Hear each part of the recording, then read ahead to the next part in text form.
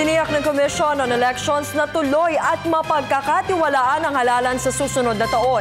Nagpasalamat naman ang ahensya sa grupong nagrekomenda ng gawang Pinoy na tapat o transparent election system. Ang detalye sa ulat na ito. Nagustuhan ni Commission on Elections Chairperson Attorney Andres ang gawang Pinoy na transparent election system o tapat na nirerekomenda ng ICE Watch para sa halalan sa susunod na taon. Mas maganda raw ito kumpara sa hybrid system na precinct automated tallying system o PATAS dahil sa pagkakahalintulad nito sa precinct count optical scan o PICOS machine.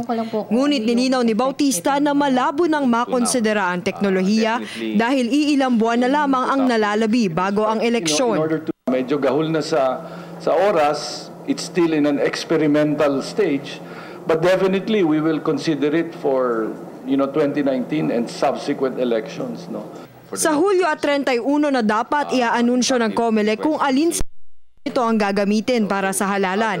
Ngunit kailangan nilang iusog ito at muling baguhin ang kanilang timeline matapos magkaroon ng failure of bidding para sa pagsasaayos ng mga lumang makina ng PICOS noong nakaraang buwan. Sa Agosto, UNO bubuksan ang financial bid para sa panibagong bidding ng PICOS refurbishment, habang wala pang petsa kung kailan mismo pipili sa mga opsyon ng COMELEC. Pero ayon kay Commissioner Christian Robert Lim, we are giving importance to the refurbishment bidding because the price differential between leasing new machines as well as is staggering. No?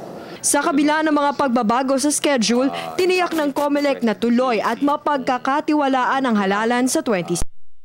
We are set in following the law. We have to conduct automated elections. Para sa Telebisyon ng Bayan, Tria Fernandez.